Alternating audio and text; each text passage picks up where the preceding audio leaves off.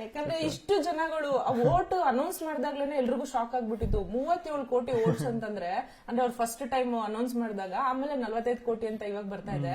ಆ ವೋಟ್ ಕೇಳಿ ಏನಿಸ್ತು ನಿಮ್ಗೆ? ಯಾಕಂದ್ರೆ ನೀವೇ ಒಂದು 10-12 ಕೋಟಿ ಇರ್ಬೋದು ಅಂತ ಹೇಳಿರ್ತೀರ ಅಲ್ಲಿ.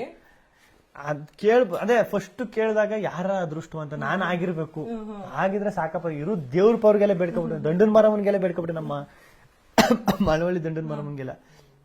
ನನಗೆ ಆಗ್ಬಿಟ್ರೆ ಸಾಕ, ನಾವು ದಂಡನ್ ಮರವ, ಮುಕಟ್ ಮರವ, ಬೇವನಟಿ ಕಾಳವ ಅನ್ಕೊಂಡ್ ದೇವ್ರನ್ನೆಲ್ಲ ಬೇಡ್ಕೊಬಿಟ್ಟೆ. ನಿದ್ದೆ ಮಾಡಿಲ್ಲ ಅವತ್ ನೈಟು. ಹಿಂಗ್ ಓಡಾಡ್ತೀನಿ ಬೀನ್ ಬ್ಯಾಗ್ ಮೇಲೆ ಕೂತ್ಕೊತೀನಿ. ಯಾರು ನಾನ್ ಆಗಿದ್ರೆ ಸಾಕು, ನಾನ್ ಆಗ್ಬಿಟ್ರೆ ಸಾಕು, ಯಾರಾಗ್ಬಿಡ್ತಾರೋ ಏನಾಯ್ತದೋ ಅಂತ.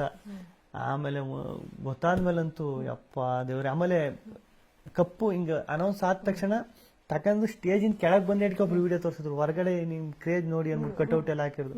ಅಲ್ಲಿ ಮಲಗ್ ಹೋಗ್ಬಿಟ್ಟೆ ಹಂಗೆ, ಅಯ್ಯೋ ಏನಪ್ಪ ಇದು ಅಂತ.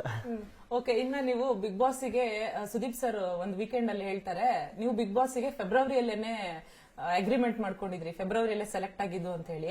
ಅಂದ್ರೆ ಗಿಲ್ಲಿಯವರು ಫೆಬ್ರವರಿಯಿಂದಾನೇ ಪ್ರಿಪೇರ್ ಆಗಿದ್ರ ಶೋಗೆ ಹೇಗೆ ಅಂತ, ಅಥವಾ ನಾನು ಶೋಗೆ ಇವಾಗ ಹೆಂಗಿದ್ದೀನೋ ಹಂಗೆ ಮಾಡ್ತೀನಿ, ಇಲ್ಲ ಫೆಬ್ರವರಿಯಿಂದಾನೇ ಇಲ್ಲ ನನ್ನ ಶೋ ನಲ್ಲಿ ಈ ತರನೇ ಹಿಂಗೆ ಇರ್ಬೇಕು, ನಾನ್ ಗೆಲ್ಲೋದಿಕ್ಕೆ ಏನೇನ್ ಮಾಡ್ಬೇಕು ಅದನ್ನೆಲ್ಲ ಪ್ಲಾನ್ ಮಾಡ್ಕೊಂಡಿದ್ರ ಅವಾಗ್ಲೇ ಹೇಗೆ ಅಂತ?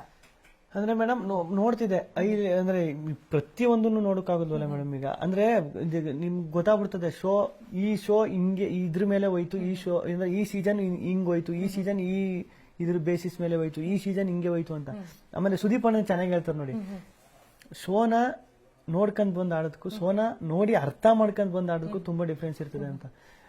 ಅದು ನನಗೆ ಗೊತ್ತಿಲ್ದಂಗೆ ಎಲ್ಲೋ ಅದೊಂದು ವರ್ಕ್ ಆಯ್ತು ಅನ್ಸುತ್ತೆ ಮೇಡಮ್. ಅಂದ್ರೆ ನೀವ್ ಏನ್ ಅರ್ಥ ಮಾಡ್ಕೊಂಡ್ರಿ ಬಿಗ್ ಬಾಸ್ ನ ನೋಡಿ? ಅಂದ್ರೆ ಈ ತರದ್ ಮಾಡಿದ್ರೆ ಅಷ್ಟೇ ಅಲ್ಲಿ ವರ್ಕೌಟ್ ಆಗುತ್ತೆ ಅನ್ನೋದನ್ನ ಶೋ ನೋಡಿ ಏನ್ ಅರ್ಥ ಮಾಡ್ಕೊಂಡ್ರಿ? ನಾನು ಫಸ್ಟ್ ಅರ್ಥ ಮಾಡ್ಕೊಂಡಿದ್ದೆ ಆಪೋಸಿಟ್ ಅರ್ಥ ಮಾಡ್ಕೋಬೇಕು ಅಂತ ಮೇಡಮ್. ಫಸ್ಟ್ ನಮ್ಮ ಕಾಂಪಿಟೇಷನ್ ಅಂತ ಬಂದಾಗ, ಈಗ ನೀವು ಕಾಂಪಿಟೇಟರ್, ಎಲ್ಲರೂ ಕಾಂಪಿಟೇಟರ್ ಅಲ್ವಾ, ಆ ಕಾಂಪಿಟೇಷನ್ ಅಂತ ಬಂದಾಗ ಅವ್ರನ್ನ ಅರ್ಥ ಮಾಡ್ಕೋಬೇಕು ಫಸ್ಟ್ ಅನ್ಸುತ್ತೆ. ಅವರು ಏನು ನೆಕ್ಸ್ಟ್ ಮೂವ್ ಏನಿರ್ತದೆ, ಅವ್ರು ಏನ್ ಮಾಡ್ತಾರೆ, ಅವ್ರ ಥಿಂಕಿಂಗ್ ಹೆಂಗಿರ್ತದೆ, ಅವ್ರ ಇದು ಅದ್ರ ಮೇಲೆ ಆಡ್ರೆ ಚೆನ್ನಾಗಿರ್ತದೆ ಅಂತ. ಯಾಕಂದ್ರೆ ಇದು ವ್ಯಕ್ತಿತ್ವದ ಆಟ, ಮೈಂಡ್ ಗೇಮ್ ಅಂತೆಲ್ಲ ಅಂತಾರಲ್ಲ ಮೇಡಮ್, ಅದು ವರ್ಕ್ ಆಯ್ತದೆ ಅಂತ ನನಗೆ ಅನ್ಸುತ್ತೆ.